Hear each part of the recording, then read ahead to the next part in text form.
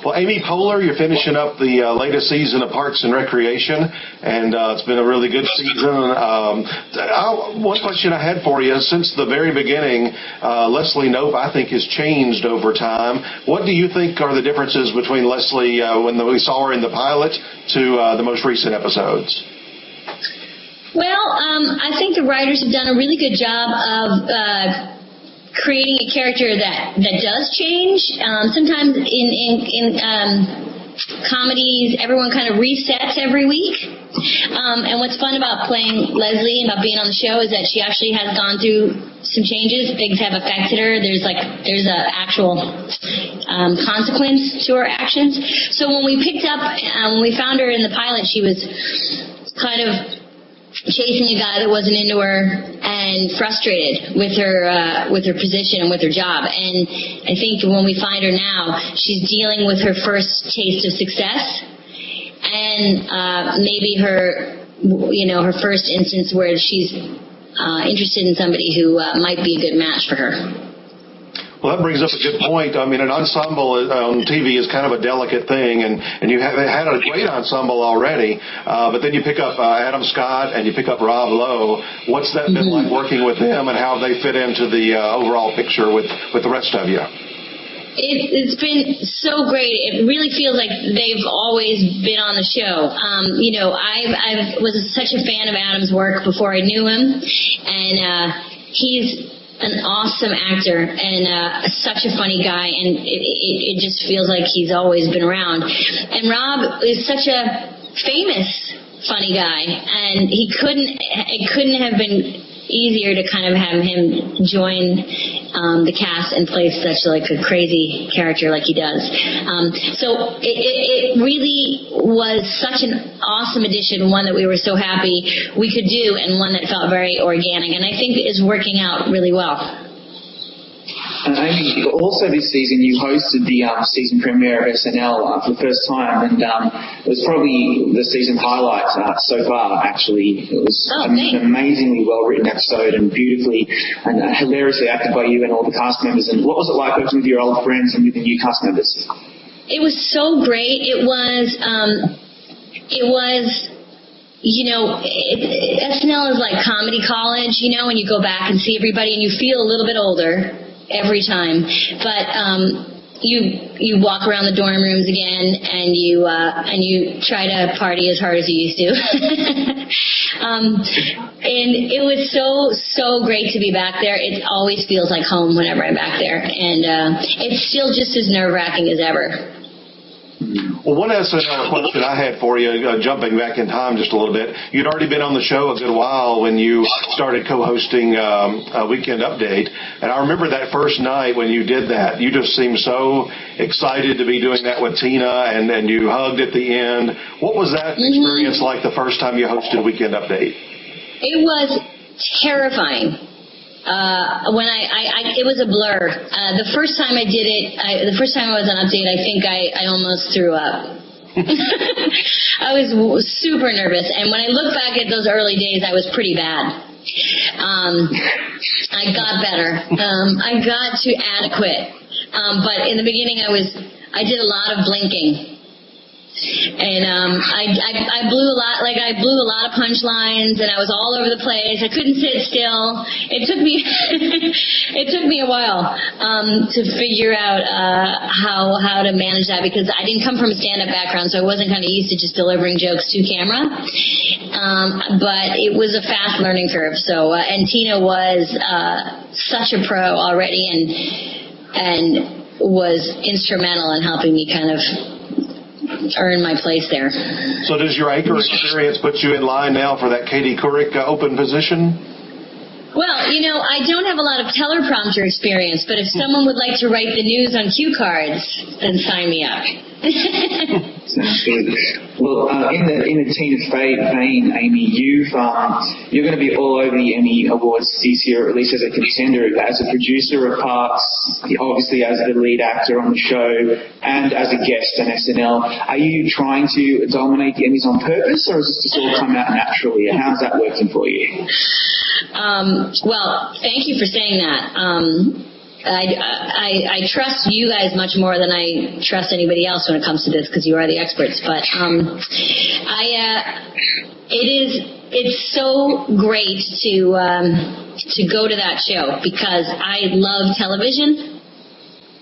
I think the best writing and acting right now is on TV, and I think there are just so many great shows right now to watch. So I'm a fan of television. So I like to see, like everyone else, my favorite people from television get together. And then the award stuff is like, an added bonus. But it's just great to be in the same room with all those cool people.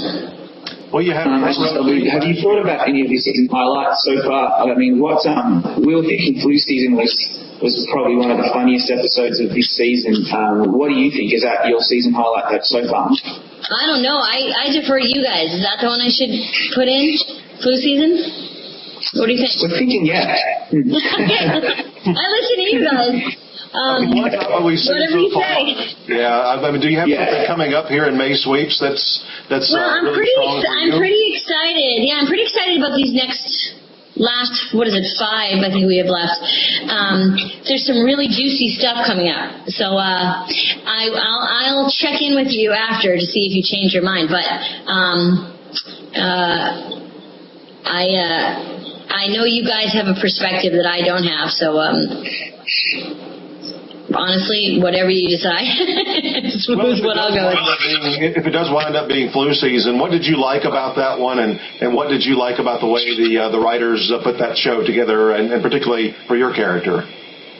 Well, it was really fun. It was kind of a good standalone episode, flu season, in that everybody got sick, and it wasn't, you didn't really need to know the character. If you were joining the show for the first time, it wasn't like you needed to kind of know everybody's history to kind of feel connected. And it was just kind of a lot of straight up, almost, like there were just a lot of really fun jokes. It's always really fun to play a crazy person, and Leslie always has like a small level of crazy, but she has like a time release crazy, but that one, her craziness got to spike many times in the episode. I don't know if there's a history of people winning when they play someone who has a fever. But maybe that would be. Always helps at Emmy. Always helps. Okay, yes.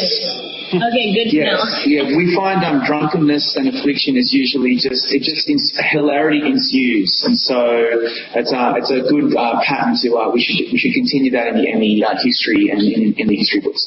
But I was going to also ask you, Emmy, you did some writing last year on the show, and are you thinking of doing any more, or any directing perhaps maybe? Yeah, I wrote another episode this season that's coming up. I think it's our third to last. It's an episode called The Fight, and that's coming up, and I'm really excited about that episode. It's a big episode for Leslie and Anne, and so I was so pleased I got to write another episode, and I'm hoping to do more whenever I can. It's such a fun.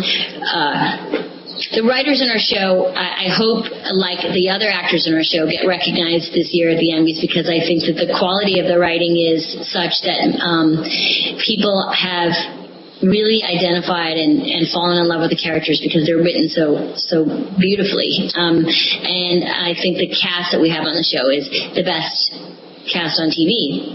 So I'm hoping that the show and all the different pieces that are involved also get recognized this year. So instead of 3 nominations, if you're in the writing category, you might have 4 nominations this year. We were underselling you earlier. Either that or you were jinxing me. One or the other. Okay. Not. We hope not. Speaking of Emmys, though, I did want to ask you, last year you got a front row seat to watch your friend Jimmy Fallon host the Emmys. What did you think of his job doing that? I thought he was so great. I thought it was the best broadcast of that show I've seen in years. I thought Jimmy was so natural. I thought the show was beautifully produced by Mike Shoemaker and his team. And Jimmy is such a naturally charismatic host, and he was having a lot of fun, and it was very contagious. And I had just had a kid a few weeks before. I don't know if you know, but I've been pregnant 40 times for 50 years. And yeah, so it was so fun to have a night out and to have it be Jimmy in charge. You know, if you have a party, you want Jimmy in charge.